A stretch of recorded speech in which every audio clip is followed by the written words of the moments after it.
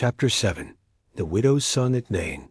And it came to pass the day after, that Jesus went into a city called Nain. And many of his disciples went with him, and much people. Now when he came nigh to the gate of the city, behold, there was a dead man carried out, the only son of his mother, and she was a widow, and much people of the city was with her. And when the Lord saw her, he had compassion on her, and said unto her, Weep not. And he came and touched the bier, and they that bare stood still.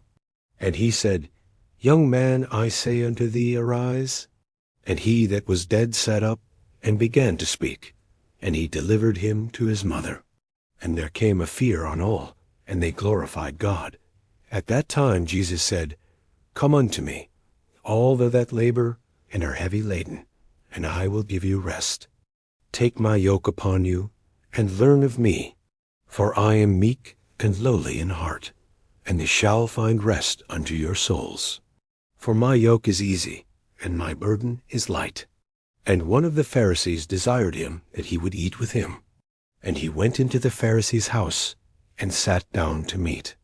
And behold, a woman in the city, which was a sinner, when she knew that Jesus sat at meat in the Pharisee's house, brought an alabaster box of ointment, and stood at his feet behind him weeping, and began to wash his feet with tears, and did wipe them with the hairs of her head, and kissed his feet, and anointed them with the ointment. Now when the Pharisee which had bidden him saw it, he spake within himself, saying, This man, if he were a prophet, would have known who and what manner of woman this is that toucheth him, for she is a sinner. And Jesus answering said unto him, Simon, I have somewhat to say unto thee. And he saith, Master, say on. There was a certain man which had 2 debtors. The one owed 500 pence, and the other 50. And when they had nothing to pay, he frankly forgave them both. Tell me, therefore, which of them will love him most? Simon answered and said, I suppose that he to whom he forgave most. And he said unto him, Thou hast rightly judged. And he turned to the woman, and said unto Simon, Seest thou this woman? I entered into thine house.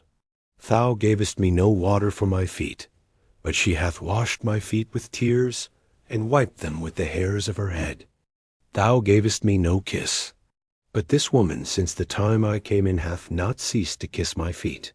My head with oil thou didst not anoint, but this woman hath anointed my feet with ointment. Wherefore I say unto thee, her sins which are many